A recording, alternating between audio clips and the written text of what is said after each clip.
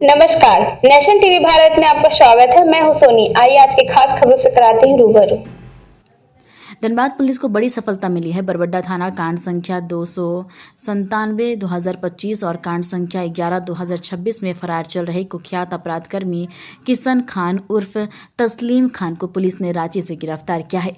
आरोपी कुर्मीडीह बरबड्डा थाना क्षेत्र का निवासी है और लंबे समय से पुलिस को उसकी तलाश थी। शुक्रवार को एक प्रेस कॉन्फ्रेंस कर मामले की जानकारी देते हुए सिटी एसपी ऋत्विक श्रीवास्तव ने बताया कि वरिष्ठ पुलिस अधिकारियों के निर्देश पर विशेष छापेमारी दल का गठन किया गया। गुप्त सूचना के आधार पर पुलिस टीम ने रांची में छापेमारी कर आरोपी को धर दबोचा और बरबड्डा थाना लाया। पूछताछ के दौरान किशन खान ने दोनों मामलों में अपनी संलिप्तता स्वीकार की है। पुलिस पूछताछ में आरोपी ने खुलासा किया है कि वह कुख्यात अपराधी प्रिंस खान के लिए काम करता है। वह गिरोह के सदस्यों को रंगदारी वसूली के लिए व्यवसायियों के मोबाइल नंबर उपलब्ध कराता था, अपराधियों को आश्रय देता था, वित्तीय सहायता करता था और रंगदारी से अर्जित अवैध रकम को जमीन और अन्य व्यवसाय में निवेश करता था। गिरफ्तार अपराधी की निशानदेही पर अन्य अपराधियों की गिरफ्तारी के लिए पुलिस लगातार छापेमारी कर रही है। पुलिस ने आरोपी के पास से एक एंड्रॉयड मोबाइल भी फोन बरामद किया है। किशन खान का आपराधिक इतिहास भी रहा है। उसके खिलाफ बरबड्डा थाना में कई गंभीर धाराओं के तहत मामले दर्ज हैं, जिनमें वर्ष 2025 और 2026 के कांड शामिल हैं। धनबाद पुलिस ने कहा कि अपराधियों के खिलाफ अभियान जारी रहेगा और गिरोह के अन्य सदस्यों को भी जल्द गिरफ्तार किया जाएगा।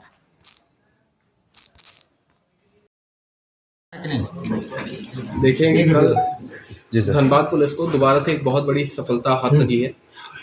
मिनेर्वा नाम की कोचिंग सेंटर जो कि गोविंदपुर में स्थापित है, वहाँ पे एसएससी के एमटीएस एग्जाम में 2 परीक्षार्थियों के द्वारा अनफेयर मीन्स इस्तेमाल करके क्या पे परीक्षा में नकल करने की कोशिश की जा रही थी।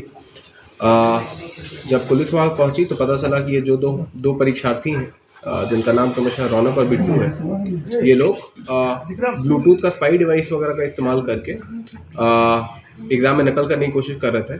और इसमें जो मिनेर्वा में एग्ज़ाम सेंटर कोऑर्डिनेटर है, जो वहाँ पे वेन्यू कोऑर्डिनेटर है, जिसका नाम है आपका शशि कुमार, उसकी भी संलिप्तता पाई गई है।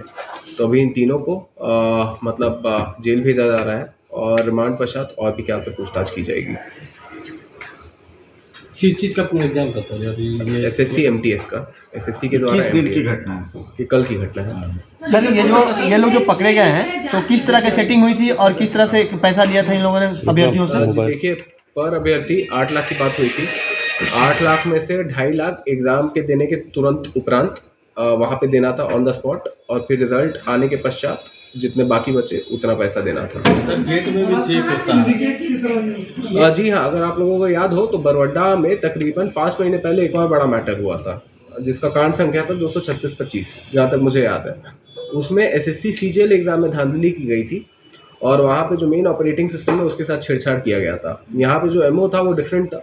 एमओ में यहाँ पे जो ब्लूटूथ डिवाइस होता है, तो जो अभ्यर्थी थे, परीक्षार्थी थे, वो लोग ब्लूटूथ डिवाइस अपने कान में पहने हुए थे और बाहर में संभवतः 1-2 हेल्पर या फिर जो सॉल्वर होते हैं वो लोग बैठे थे, जो लोग पुलिस पहुंचते ही वहाँ से भाग गए थे।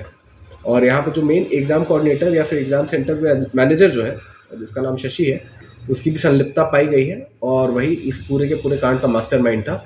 और जैसा कि किसी ने मेरे से पहले भी पूछा कि जी हाँ बिल्कुल, ये ऐसा नहीं है कि एक इकलौती घटना है, this a part of a bigger network. ये एक सिंडिकेट की तरह, पुराने मैटर में भी अगर आपको याद हो तो पूरा सिंडिकेट बिहार से जुड़ा हुआ था, और कहीं ना कहीं इस मामले में जो सिंडिकेट के तार हैं वो बिहार से जुड़े हुए हैं और क्रमशः नालंदा, लखीसराय और पटना।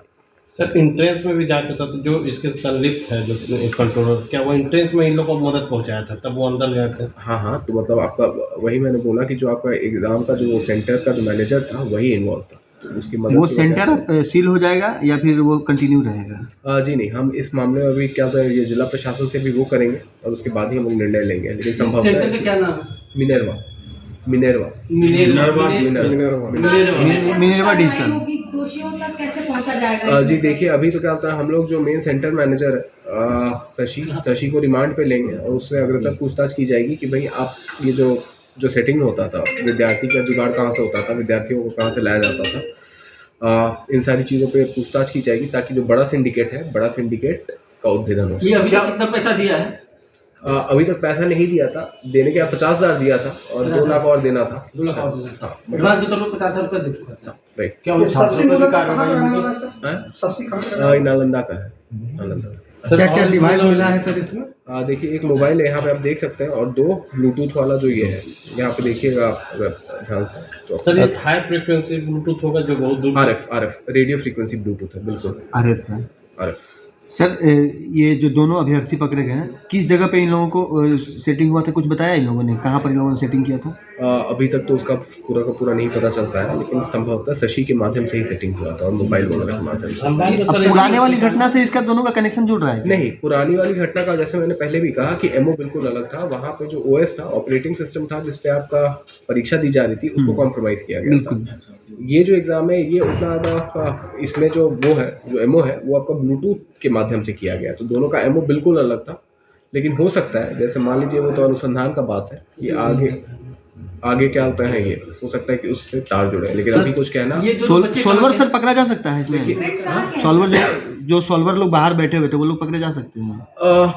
पकड़े जा सकते हैं मैं तो हाँ ही बोलूंगा मैं, है ना। जाएंगे कि नहीं वो अनुसंधान में आएगा, है ना। स्टूडेंट्स कहाँ के हैं सर ये स्टूडेंट? ये देखिए स्टूडेंट्स एक नालंदा का है आपका और एक आपका लखीसराय का है, सर 2 जगह का है। संभवतः ये हो सकता है इस सेंटर के अलावा और भी सेंटर में इन लोगों का कोई सिंडिकेट हो जो इस तरह काम देखिए आप क्योंकि आप संभवतः वर्ड का इस्तेमाल करते हैं तो बहुत ही ब्रॉड डोमेन का हो जाता है। संभवतः तो यार हो सकता है हर एक सेंटर पे हो सकता है, बस इसी सेंटर तो उस जगह पर भी पहुंचने की कोशिश किया जाएगा इस अनुसंधान के।